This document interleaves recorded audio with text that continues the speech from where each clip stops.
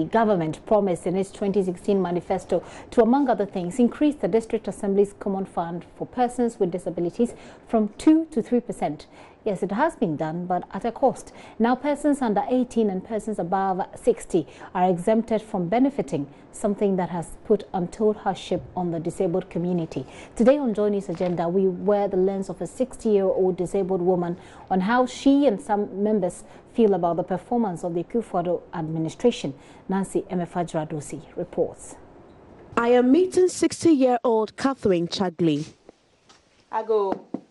Catherine is a physically challenged entrepreneur and currently the president of the women's wing of the Ghana Society of the Physically Disabled.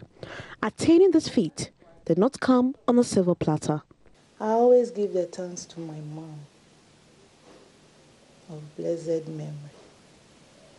She was able to educate me, though she was not educated.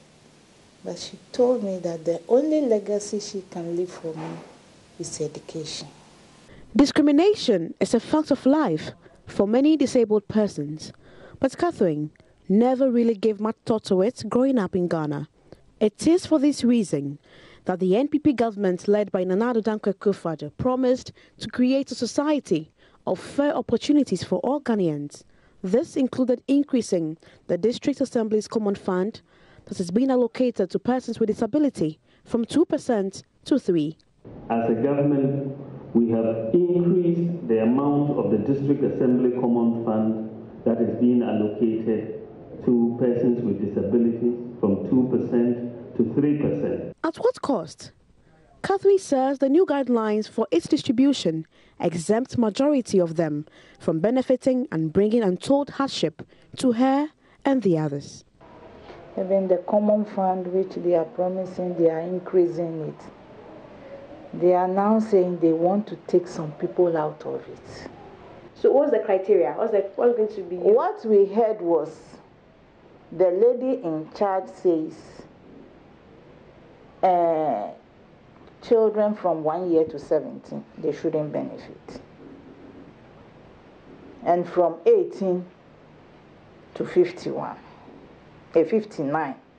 because it says those above 60 shouldn't benefit. And I said, is it a work where we are going on pension? Now they are taking some people out of it. How are we going to survive? In the 2016 manifesto of the NPP, they were promised equal employment opportunities. Indeed, President Akufo-Addo in February this year said his government had ensured that 50% of toll booth collectors were people with disabilities. Catherine, however, is disappointed. A lot of them are there waiting for employment. How can somebody complete university and you give that person a toll booth? They haven't done anything. She narrates a story of how one disabled boy was denied admission to a senior high school, even though this very government, before attaining power, had promised an all-inclusive education. Immediately the headmaster said, oh, no. As for this boy, I can't admit him. No, he's a disabled. We don't have any facility here for persons living with disability. Hey. The toilets, they squat, and the boy cannot squat.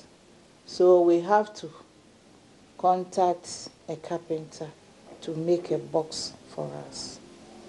So we did all those things just to support the boy and sent it to the school.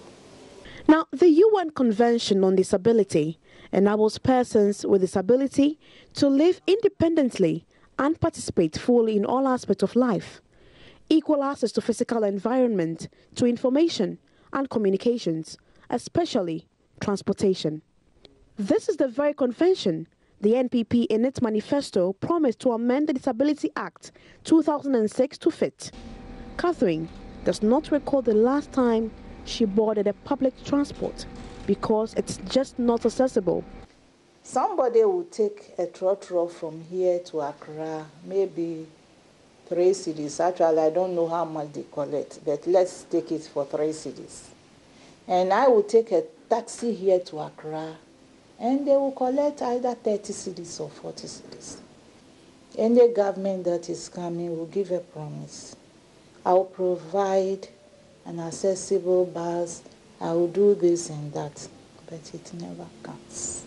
She doubts government can amend the Disability Act to make it conform with the UN Convention on Disability.